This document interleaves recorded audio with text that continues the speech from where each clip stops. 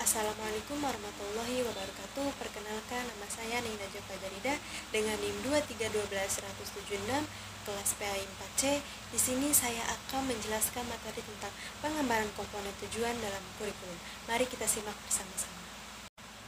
Nah, pada kesempatan kali ini saya akan membahas tentang yang pertama, pengertian tujuan kurikulum, lalu yang kedua, apa saja hierarki tujuan kurikulum, yang ketiga, taksonomi tujuan, yang keempat, pengertian indikator pencapaian tujuan, lalu yang kelima, fungsi indikator pencapaian tujuan, yang keenam, merumuskan indikator pencapaian tujuan, dan yang terakhir yaitu cara-cara dalam merumuskan tujuan. Mari kita bahas satu persatu. Yang pertama, pengertian tujuan kurikulum. Di dalam Undang-Undang Nomor 2 Tahun 1989 tentang Sistem Pendidikan Nasional, dalam skala lebih luas, kurikulum merupakan suatu alat pendidikan dalam rangka pengembangan sumber daya manusia yang berkualitas. Selanjutnya, tujuan kurikulum adalah tujuan yang hendak dicapai setiap program pendidikan dan pelajaran. Tujuan kurikulum merupakan penguraian tujuan pendidikan pada umumnya dan tujuan kelembagaan pada khususnya, yang dirumuskan secara bertahap, berjenjang, dan berkesinambungan, serta disusun format tujuan-tujuan kemampuan. Lalu pembahasan yang kedua yaitu tentang hierarki tujuan kurikulum. Dilihat dari hierarkisnya, tujuan pendidikan terdiri atas tujuan yang sangat umum sampai tujuan yang khusus yang bersifat spesifik dan dapat diukur. Nah, tujuan kurikulum ini dibagi menjadi 4, yaitu yang pertama ada tujuan nasional, yang kedua ada tujuan institusional, yang ketiga ada tujuan kurikuler, dan yang keempat ada tujuan instruksional. Yang pertama, tujuan pendidikan nasional.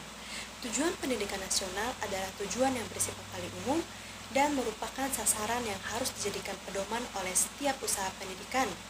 Nah, tujuan pendidikan nasional di Indonesia sesuai dengan Undang-Undang Nomor 20 Tahun 2003 yaitu pendidikan diupayakan dengan berawal dari manusia apa adanya atau aktualisasi dengan mempertimbangkan berbagai kemungkinan yang apa adanya atau potensialitas dan diarahkan menuju terwujudnya manusia yang seharusnya atau manusia yang dicita-citakan atau idealitas.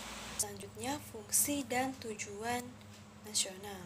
Dalam Undang-Undang Nomor 20 Tahun 2003 tentang Sistem Pendidikan Nasional, khususnya dalam pasal 3 yang berbunyi pendidikan nasional berfungsi mengembangkan kemampuan dan membentuk watak serta peradaban bangsa yang menghasilkan dalam rangka mencerdaskan kehidupan bangsa. Lalu contohnya adalah menyediakan ruang beribadah, membentuk budaya sekolah agar peserta didik memiliki akhlak dan sopan santun yang baik. Yang kedua yaitu tujuan institusional. Tujuan institusional adalah tujuan yang harus dicapai oleh setiap lembaga pendidikan. Dengan kata lain, tujuan ini dapat didefinisikan sebagai kualifikasi yang harus dimiliki oleh setiap siswa setelah mereka menempuh atau dapat menyelesaikan program di suatu lembaga pendidikan tertentu.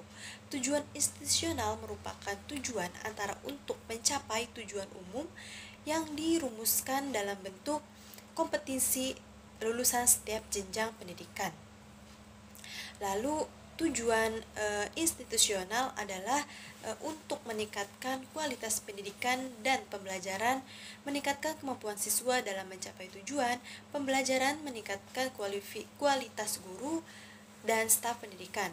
Lalu manfaat tujuan institusional adalah meningkatkan prestasi akademik siswa, lalu meningkatkan kemampuan siswa dalam mencapai tujuan karir, meningkatkan kualitas hidup masyarakat melalui pendidikan yang berkualitas. Nah, meningkatkan kualitas institusi pendidikan dalam menghadapi perubahan dan tantangan. Nah, selanjutnya yaitu fungsi pendidikan institusional mencangkup transfer pengetahuan, pembentukan karakter, sosialisasi, persiapan karir, inovasi pemberdayaan masyarakat, dan pengembangan kreativitas pendidikan. Ini berperan penting dalam menciptakan individu yang terdidik dan berkontribusi positif bagi masyarakat. Adapun contoh tujuan institusional yaitu meningkatkan kualitas pendidikan dan pembelajaran melalui peningkatan kemampuan guru dan staf pendidikan serta pengembangan kurikulum yang relevan dan efektif. Selanjutnya yang ketiga yaitu tujuan kurikuler. Tujuan kurikuler adalah tujuan yang harus dicapai oleh setiap bidang studi atau mata pelajaran. Tujuan kurikuler juga pada dasarnya merupakan tujuan antara untuk mencapai tujuan lembaga pendidikan. Tujuan kurikuler dapat didefinisikan sebagai kualifikasi yang harus dimiliki anak didik setelah mereka menyelesaikan suatu bidang studi tertentu dalam suatu lembaga pendidikan. Nah, pada peraturan pemerintah nomor 19 tahun 2005 tentang Standar Nasional Pendidikan pasal 6 dinyatakan bahwa kurikulum untuk jenis pendidikan umum, kejuruan dan khusus pada jenjang pendidikan menengah terdiri atas 1. Kelompok mata pelajaran agama dan akhlak mulia. Yang kedua, kelompok mata pembelajaran kewarganegaraan dan kepribadian. Yang ketiga, kelompok mata pelajaran ilmu pengetahuan dan teknologi. Yang keempat, kelompok mata pelajaran estetika. Yang kelima, kelompok mata pelajaran jasmani, olahraga, dan kesehatan. Adapun tujuan dan manfaat tujuan kurikulum ini pada dasarnya merupakan tujuan untuk mencapai tujuan lembaga pendidikan. Dengan demikian, setiap tujuan kurikuler harus dapat mendukung dan diarahkan untuk mencapai tujuan konstitusional. Hal ini karena semua unsur yang disusun dalam tujuan kurikuler adalah mengacu pada tujuan institusional. Selanjutnya yaitu fungsi dan contoh tujuan kurikuler. Tujuan kurikuler berfungsi sebagai pedoman untuk mengembangkan dan mengimplementasi kurikulum yang efektif dan relevan dengan kebutuhan siswa. Tujuan kurikuler memberikan arah dan fokus pada proses pembelajaran, menentukan standar dan kriteria untuk menilai kemajuan siswa, dan membantu guru dalam merancang dan mengembangkan kurikulum yang efektif. Selain itu, tujuan kurikuler juga membantu dalam menilai keefektifan program pendidikan dan mengidentifikasi kebutuhan siswa. Contoh dari tujuan kurikuler ini yaitu meningkatkan kemampuan siswa dalam memahami konsep matematika dan menerapkan konsep tersebut dalam menyelesaikan masalah sehari-hari, sehingga siswa dapat mencapai nilai minimal 80% dalam ujian matematika pada akhir semester. Selanjutnya yang terakhir yaitu ada tujuan instruksional. Gagné dan Bronson 1983 mengklasifikasikan tujuan instruksional yaitu tujuan yang harus dicapai setelah proses pembelajaran ke dalam 5 kategori, yaitu information, attitude, intellectual skill, motoric skill, dan cognitive strategi. Nah, tujuan dan manfaat instruksional ini memberikan arahan dan hasil yang diharapkan dalam pembelajaran serta kriteria evaluasi. Manfaatnya yaitu termasuk meningkatkan keterlibatan siswa, memudahkan perencanaan guru, mendorong pembelajaran aktif, dan meningkatkan kualitas pembelajaran. Selanjutnya yaitu fungsi dan contoh tujuan instruksional. Nah, fungsi tujuan instruksional adalah memberikan arahan dalam pembelajaran, menetapkan hasil yang diharapkan, membantu perencanaan guru menjadi acuan evaluasi, serta mendorong motivasi dan keterlibatan siswa. Tujuan ini penting untuk menciptakan pengalaman belajar yang efektif. Contoh dari tujuan instruksional ini adalah seperti siswa dapat mendeskripsikan proses fotosintesis dengan benar. Siswa mampu melakukan presentasi di depan kelas dengan percaya diri dan jelas. Siswa dapat mengidentifikasi berbagai jenis alat musik dan cara memainkannya. Selanjutnya yaitu tentang taksonomi tujuan. Kata taksonomi diambil dari bahasa Yunani, yaitu tasen yang berarti untuk mengelompokkan dan namos yang berarti aturan. Taksonomi dapat diartikan sebagai pengelompokan suatu hal berdasarkan hierarki atau tingkatan tertentu. Taksonomi dalam pengembangan kurikulum adalah suatu kerangka konseptual yang digunakan untuk mengklasifikasikan dan mengorganisir tujuan pembelajaran, kompetensi, dan indikator pencapaian dalam suatu kurikulum. Nah, menurut Benjamin S. Bloom dalam bukunya yang berjudul Taxonomy of Educational Objectives, Handbook 1 Cognitive Domain yang terbit pada tahun 1950 mengatakan bahwa taksonomi tujuan pendidikan pada domain kognitif adalah tujuan pendidikan yang berhubungan dengan kemampuan intelektual atau kemampuan berpikir seperti kemampuan mengingat dan kemampuan memecahkan masalah. Pada domain kognitif, menurut Benjamin S. Bloom terdiri dari 6 tingkatan atau tataran, yaitu sebagai berikut.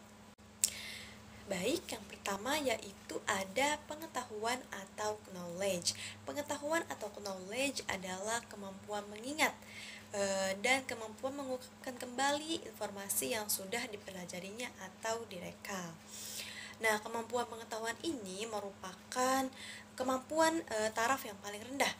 Kemampuan dalam tataran pengetahuan ini dapat berupa pertama, mengetahui tentang sesuatu yang khusus, pengetahuan tentang fakta.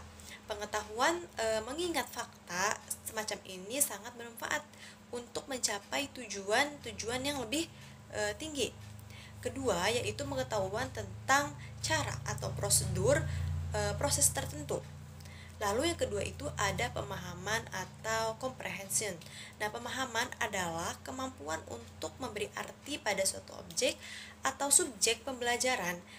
Kemampuan untuk memahami akan mungkin terjadi apabila didahului oleh sejumlah pengetahuan atau knowledge tadi. Nah, oleh sebab itu pemahaman lebih tinggi tingkatannya dari pengetahuan pemahaman bukan hanya sekedar mengingat fakta, tetapi berkenaan dengan kemampuan menjelaskan, menerangkan, menafsirkan atau kemampuan mengungkapkan makna atau arti suatu konsep.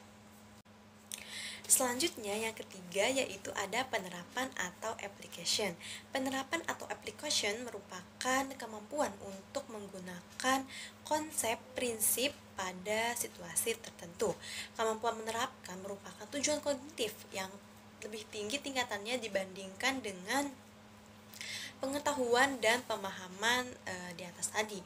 Nah, tujuan ini itu berhubungan dengan kemampuan mengaplikasikan suatu bahan pelajaran yang sudah dipelajari seperti teori, rumus-rumus, dalil, hukum, konsep, ide, dan lain sebagainya ke dalam sesuatu yang lebih konkret.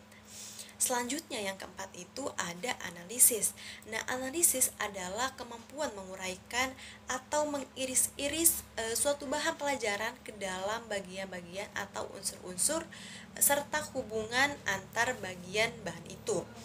Analisis merupakan tujuan pembelajaran yang kompleks yang hanya mungkin dapat dikuasai oleh siswa yang telah dapat menguasai kemampuan memahami dan menerapkan analisis ini berhubungan dengan kemampuan nalar.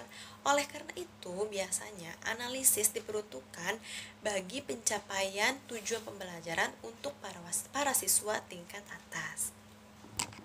Kelima yaitu ada sintesis. Sintesis adalah kemampuan untuk menggabungkan atau mengintegrasikan informasi dari berbagai sumber untuk menciptakan sesuatu yang baru, seperti ide, konsep, atau produk. Sintesis melibatkan kemampuan untuk mengidentifikasi pola hubungan dari struktur antara informasi yang berbeda dan kemudian menggunakannya untuk menciptakan sesuatu yang baru dan orisinal. Nah, sintesis ini memerlukan kemampuan untuk berpikir kreatif, mengidentifikasi pola dan hubungan, juga menggabungkan informasi data dari berbagai sumber untuk menciptakan sesuatu yang baru gitu. Lalu yang terakhir yaitu yang keenam ada evaluasi atau evaluation. Evaluasi adalah tujuan yang paling tinggi dalam domain kognitif. Tujuan ini berkenaan dengan kemampuan memberikan pertimbangan atau judgement terhadap sesuatu berdasarkan maksud atau kriteria tertentu. Nah, dalam tujuan ini terkandung pula kemampuan untuk memberikan suatu keputusan dengan berbagai pertimbangan dan ukuran-ukurannya tertentu.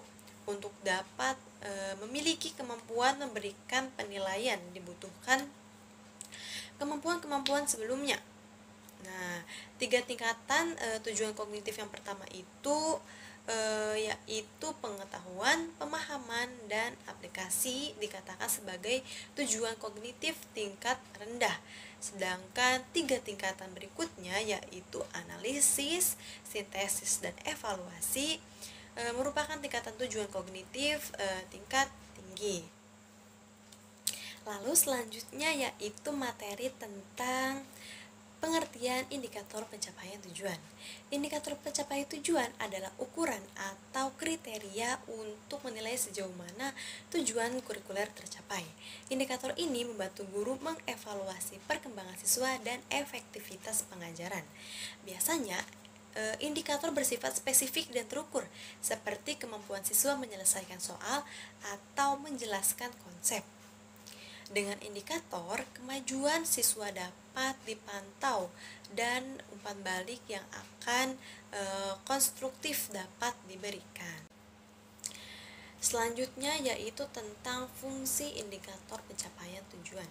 Fungsi indikator pencapaian tujuan adalah untuk mengevaluasi kemajuan siswa, memberikan umpan balik bagi perbaikan pembelajaran, dan membantu guru merencanakan kegiatan yang sesuai gitu.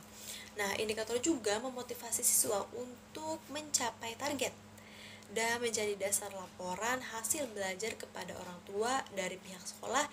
Dengan demikian, indikator memiliki peran penting dalam pendidikan.